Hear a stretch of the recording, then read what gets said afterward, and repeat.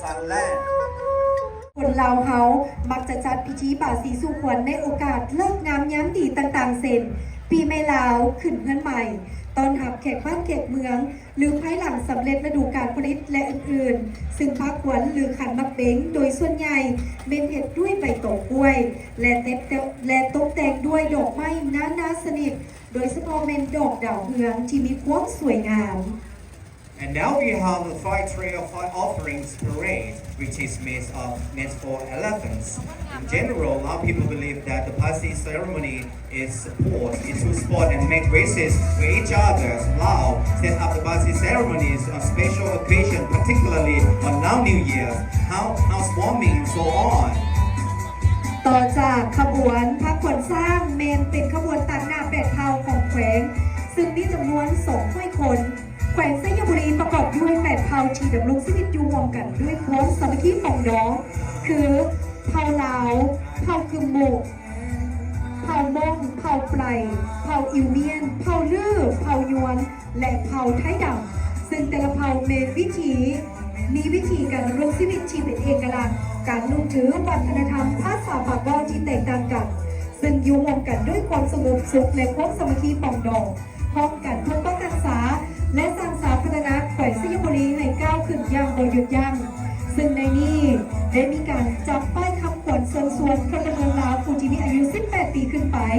จงไปใช้สิทธิ์เลือกตั้งสมาชิกสภาแห่งชาติครั้งที่10และสมาชิกสภาประชาชนแขวงครั้งที่5ในวันที่22 กุมภาพันธ์ 2026ให้เป็นไปตามคาดหมายประกอบทางรถนี้28บ้านพบเขารวมทั้งมีแหล่งท่องเที่ยวธรรมชาติและวัฒนธรรมที่น่าสนใจเช่นถ้ำน้ำถ้ำซันน้อยถ้ำน้ำเหลียวภูผาแดงวัดว่าอ่างหามพระนักบัววิถีชีวิตของชนเผ่าต่างๆพิเศษเมืองคอกได้ก่อสร้างพระพุทธรัตนมีเมืองคอกเป็นปางสมาธิอยู่บนภูผาบอกซึ่งมีขนาดหนาตักกว้าง8 เมตรยกสูง17 เมตรปัจจุบันได้ก่อสร้างในจัดพิธีสมโภชสำเร็จแล้วซึ่งจะกลายเป็นมิงขวัญของเมืองคอก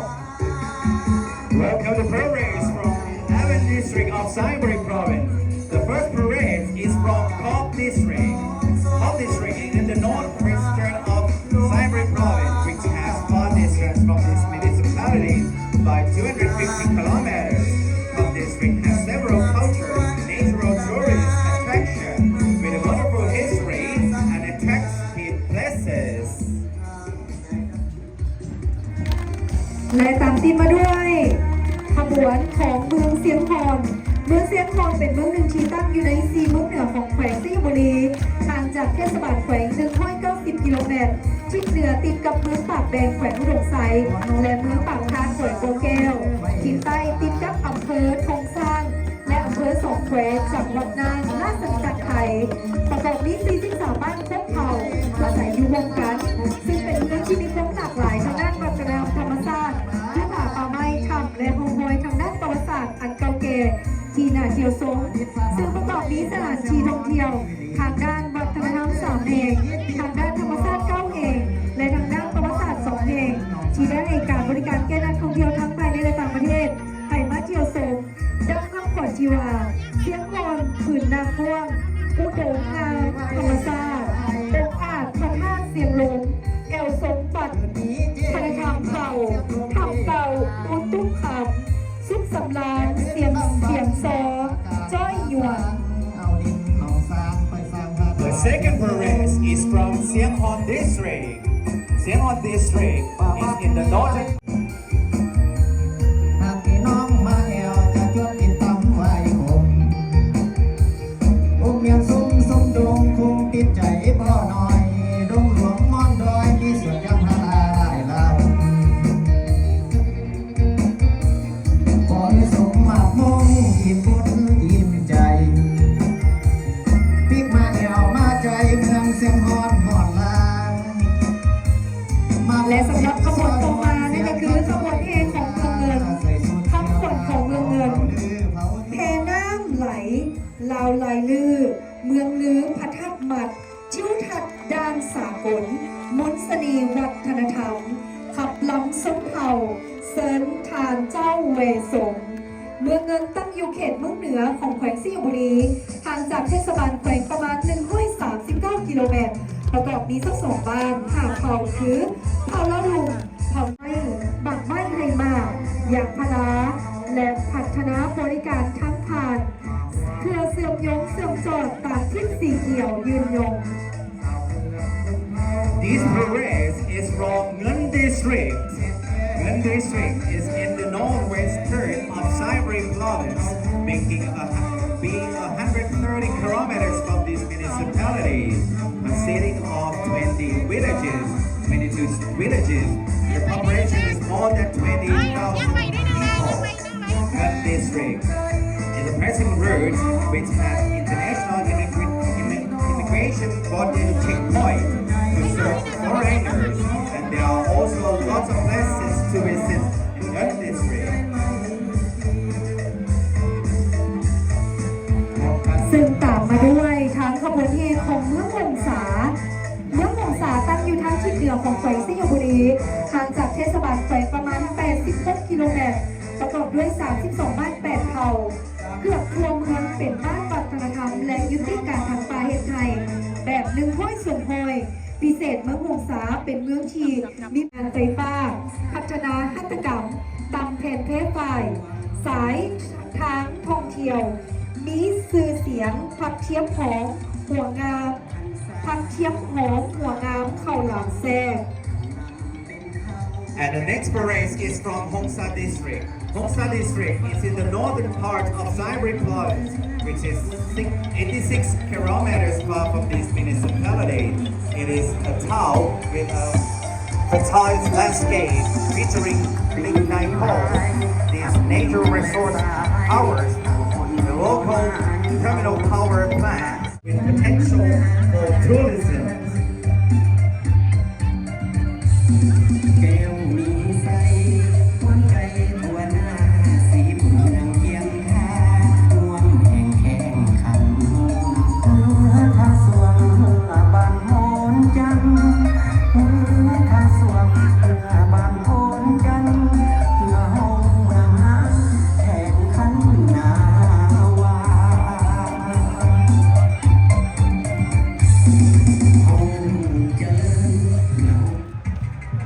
และขบวนต่อมาแมนขบวนจากเมืองไซสถานได้รับการสร้างตั้งขึ้นในวันที่21 ธันวาคม 2009 เมืองไซสถานตั้งอยู่ห่างจากเทศบาลแขวงไปทางทิศตะวันตก64 กิโลเมตรเป็นผู้สูงขวบเอา96ส่วนห้อยประกอบมี21บ้านเผ่าไพรขวบเอา96.2ส่วนห้อยอาชีพของประชาชนนอนสมบิวภูเขาทะเลหมอกต้นสายใหญ่ 1,000 ปีน้ำตกตาดน้ำปวดน้ำแนบน้ำสางและวัฒนธรรมที่เป็นเอกลักษณ์ของเผ่าไฟก็คือการเสื้อถือฮิตของประเพณีที่เป็นเอกลักษณ์ของเผ่าเซนเพื่อนยาวเพื่อนเสาเดี่ยวขับสลอกและต่อยเกิง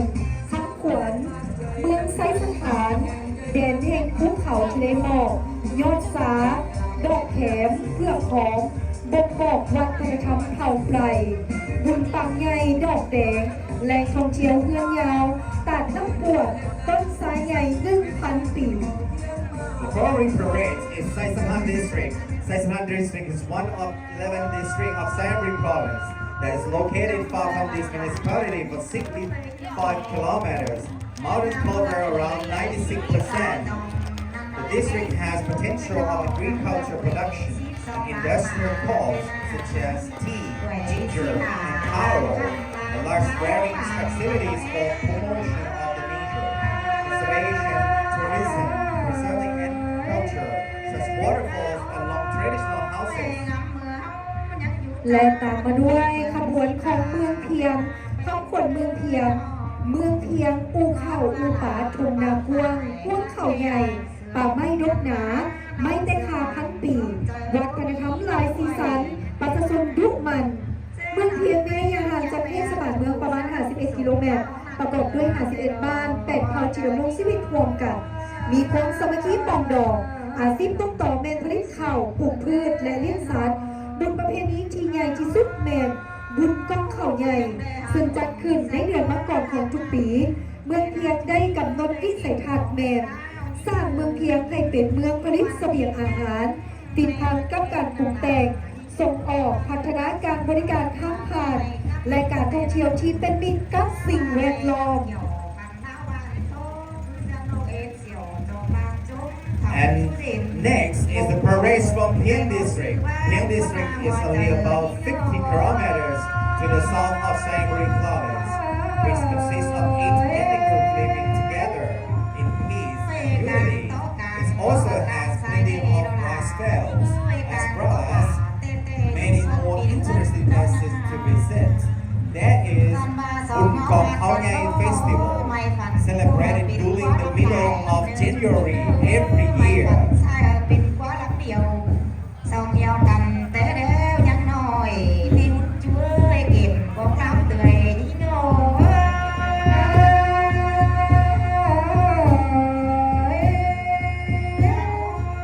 ไม่ส่องก็ต่อยเป็นจูเตะเมื่อยังแหลงแต่นาจูเตะเด็กที่น้อยนอจูเตะเหลื่อยแต่นาจูข่าวเสื้อเตะน้อยแต่นาจูโอยสวยเตะเมื่อยังแหลงเตะน้อยจูเตะน้อยกินหน่อยดำหนึ่งฟ้าส่งในว่าเจอที่เง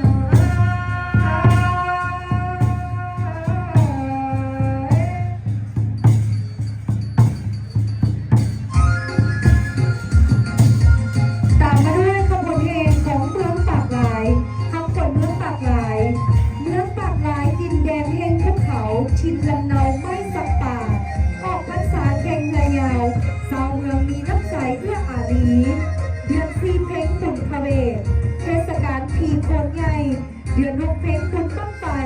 ส่งท้ายครบขอใส่เมืองเก่าสร้างน้ำตกฟังต้นตาลนาขยางทางเมืองตาดทางเมืองป่าสมเชียวธรรมน้ำพุทธธรรมศาสตร์ปากหลายเป็นเมืองที่ห่างจากเทศบาลแขวงไปทางทิศใต้ประมาณ150 กิโลเมตรประกอบด้วย69บ้านและหาดเผ่าเมืองปากหลายเป็นเมืองที่ห่างจากเทศบาลไปทางทิศใต้และก็เป็นเมืองที่ผลิตเกษตรกรรมเป็นสินค้าติดพันกับกิจกรรมปรุงแต่งที่ทันสมัยการบริการทางทางการท่องเที่ยวและเมืองสีเขียวสะอาดน้ำตาพร้อมทั้งเป็นแผนยุทธศาสตร์พัฒนาการท่องเที่ยวตาม1โครงการไทยกิจกรรมเสร็จการท่องเที่ยวตามลำแม่น้ำของแบบวงแหวนเที่ยวชมพบผลงานตามธรรมชาติในน้ำของประวัติศาสตร์ในวัฒนธรรมเส้นเที่ยวชมป่าไม้สักใหญ่น้ำตกตาดทำหลายโคสิบแห่งเที่ยวชมวัดพระอารามและก็พร้อมด้วยหอไซบนพักแคมป์ของเจ้าชีวิตเราเพื่อนเก่าและเที่ยวชมเทศกาลบุญพระเวทแห่อีกตะผลใหญ่ในเดือน4เพลงบุญบั้งไฟในเดือน6เพลงและบุญเงินยาวในเดือน11เพลงอีกด้วย Following with the parades of Pak Lai District. Pak Lai District is about 150 kilometers far to the south of this municipality. Pak Lai District has set a vision to create itself as a city to produce agriculture as a commodity, alongside being modern processing industry. Service through the tourism in the beauty clean city. และตามมาด้วยขบวนแห่จากเมืองทองมีไสเมืองทองมีไสตั้งอยู่ทางทิศตะวันตกเฉียงใต้ของแขวงสิงห์บุรีเรียงสั้นน้ำปุ๋ยรอบนี้ยังมีพระธาตุน้ำสามผิว เป็นสถานที่เก่าแก่ที่เคารพนับถือของปวงชนวิสัยทัศน์ของเมืองทองมีไสสู่โซนเมืองทองมีไสให้กลายเป็นเมืองผลิตเกษตรกรรมทันสมัย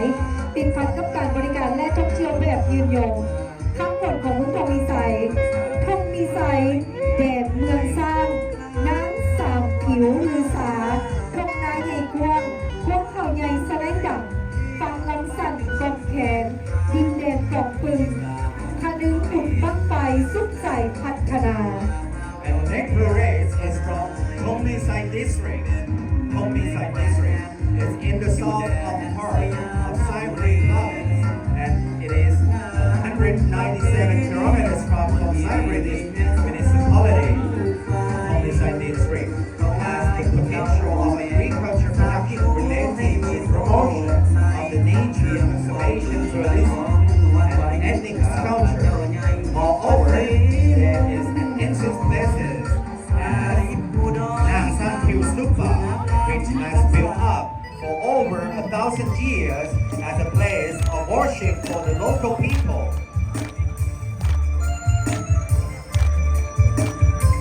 และตามมาด้วยขบวนแห่ของเมืองแก่นเฒ่า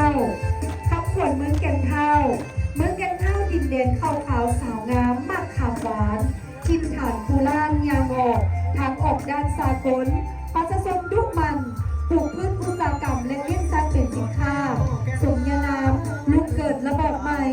เมืองแก่นเฒ่าตั้งอยู่ตอนใต้ของแขวงห่างจากเทศบาลแขวงด้วยเส้นทางลง208 กิโลเมตรเมืองแก่นเฒ่ามีประวัติพบเป็นมายาวนานถึง700 กว่าปีโดยแมนพญาเฒ่าแก่นเป็นผู้ปกครองเมืองปัจจุบันประกอบด้วย 47 บ้านวิสัยทัศน์ของเมืองแก่นเฒ่าเต็มอีกว่าปี 2035 สร้างเมืองแก่นเฒ่าให้เป็นเมืองบริการด้านการค้าการท่องเที่ยวอุตสาหกรรมปรุงแต่งผลิตภัณฑ์เกษตรกรรมเลี้ยงสัตว์แบบเป็นฟาร์มได้มาตรฐานตามที่สีเขียวและยืนยงFirst one parade of Gat Town District. Gat Town District is located in the southern part of the province. 208 kilometers from this municipality. The district has a long history of over 700 years. There is a unique culture customs such as Buntavet Festival, and it is a big honor to the people of Gat Town District as heritage for many generations.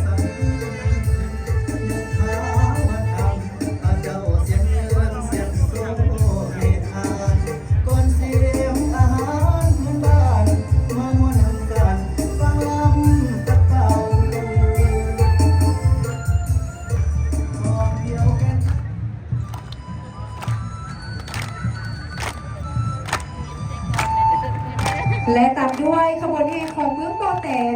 เมืองปอแตนเป็นเมืองที่อยู่ใต้สุดของแขวงสยบุรีห่างจากเทศบาลแขวงประมาณ250 กิโลเมตรมีสายแดนทิศเหนือและทิศตะวันออกติดกับเมืองแก่นเฒ่าทิศใต้และทิศตะวันตกติดกับ3จังหวัด7อำเภอของราชอาณาจักรไทยมีความยาว140 กิโลเมตรหรือ1/2เป็นดินต่อแผ่นประกอบด้วย26บ้านเผ่าเล่าลุงกบเอา99ส่วนห้อยมีประชากรทั้งหมดแม่น19,215 คน เป็นยิงแมน9,600 คน มีแหล่งท่องเที่ยวทางธรรมชาติที่สำคัญคือตาดธรรมและตาดแสดงทั้งผลของเมืองปอแตนดินแดนธรรมชาติน้ำตกตาดที่สวยงามหรือน้ำวิลสนประชาชนสามัคคีหักคอบ่อเกลือดีมีคุณภาพอาบไปด้วยน้ำปักเท้าอ่อนน้ำพักกระท่อนหอมแซ่บซอยน้ำอ้อยกะทิหวานงานเทศกาลบุญข้าวจีใหญ่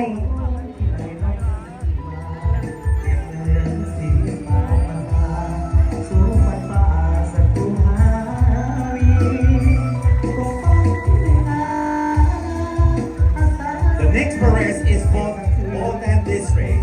It is located in the south of the province, 250 kilometers from this municipality. It is beautiful waterfall including Laksne Waterfall, marking the district's sustainable natural conservation tourism. There are very unique cultures and traditions of all tribes.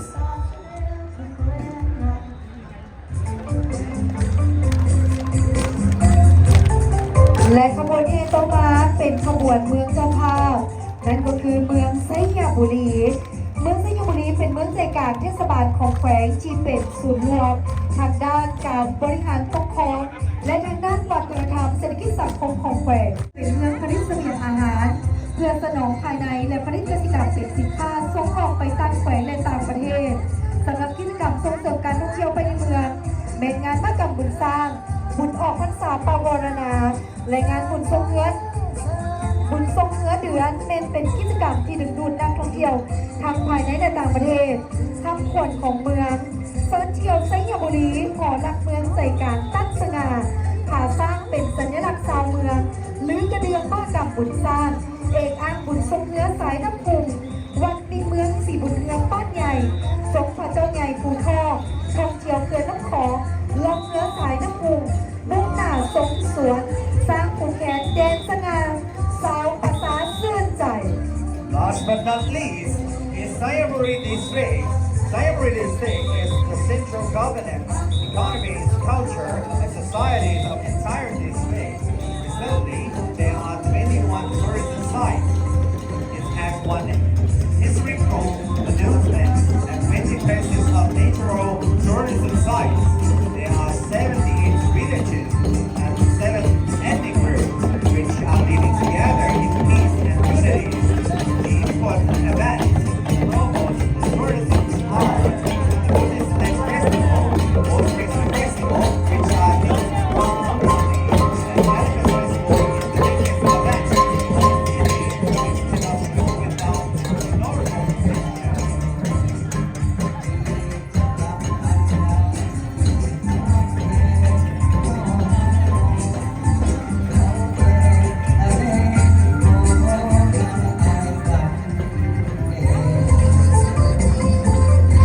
ซึ่งเดินขบวนเข้าสู่เวทีด้วยขบวนแห่โดยประสานเสียงเป่าสนัยซึ่งเป็นเสียงดนตรีพื้นบ้านเคียงคู่กับการจัดกิจกรรมต่างๆในงานมกบุญสร้างซึ่งน้ำหน้าขบวนแห่ด้วยขบวนสร้างจำป้ายคำขวัญยินดีต้อนรับสู่งานมกบุญสร้างประจำปี 2026 First up in the parade are elephants holding sign with the slogan Welcome to Elephants Festival 2026. และต่อด้วยขบวนสร้างออกเซิร์ฟ10โตซึ่งสาธิตเป็นขบวนสร้างออกเซิร์ฟของเจ้าประงมมาฮอดในภารกิจทุ่นโฮมอาณาจักรลาวล้านสร้างในเมืองกองให้เป็นอันหนึ่งอันเดียว Battles of Elephants parade consists of 10 elephants who are demonstrating for battles of elephants during the reigns of King Jalfa Mun, who organized the centralized assembly of Lan Sang land. และมาด้วยขบวนลำเลียงสร้าง8โตซึ่งในเมื่อก่อนการขนส่งอาวุธยุทโธปกรณ์เสบียงอาหารการขนส่งลำเลียงสินค้าของประชาชนลาวก็อาศัยการใช้สร้างไส้ม้าเป็นพาหนะ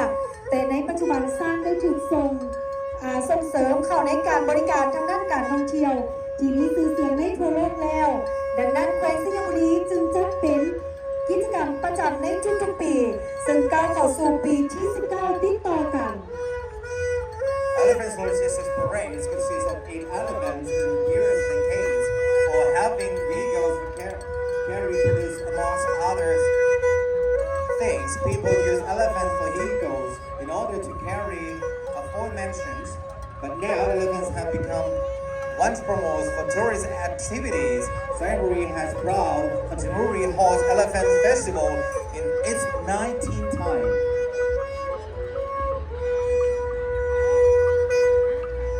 และตามมาด้วยขบวนสุดท้ายเป็นขบวนสร้างคำฮู้รวมมีจำนวน12โตที่เป็นสร้างที่มีพรสวรรค์และมีความสามารถเห็นกิจกรรมต่างๆเยี่ยมแบบมนุษย์ได้อย่างเฉลียวฉลาด The last parade is a procession of 12 talented elephants which can perform up to 20 talented tricks and performance.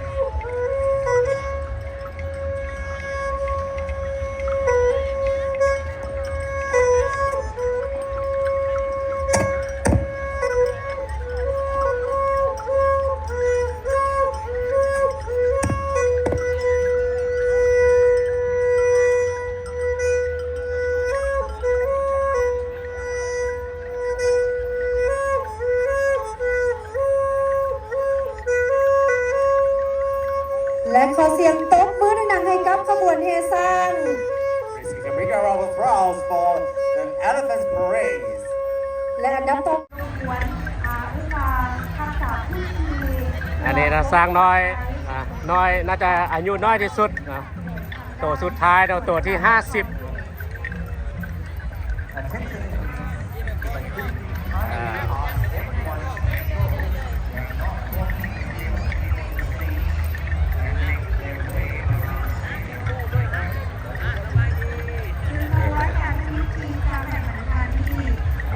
และยิงใหญ่แล้วนะ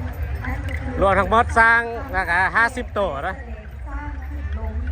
ซึ่งมาดังที่ทุกคนได้พูดกันแล้วว่าเนาะสำหรับสร้างที่เรามาแสดงในนี้เป็นสร้างคำพูดเนาะและก็มีการติดพันกับการดำรงชีวิตของคน เดี๋ยวเพื่อก็จะ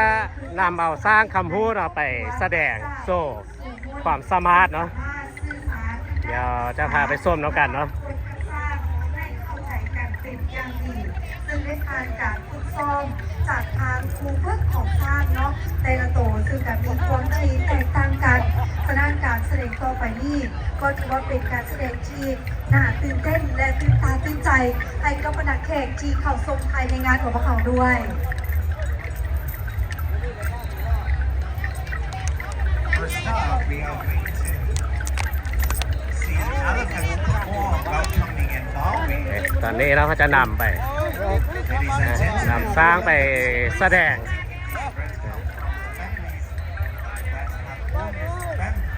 elephants for generations. มีสร้างน้อยเนาะนะฮักนะฮัก And remember, เจ้าขอรบกวนนะคะพ่อแม่พี่น้องประชาชนของพวกเราเนาะเพื่อว่าของพิธีทางด้านการ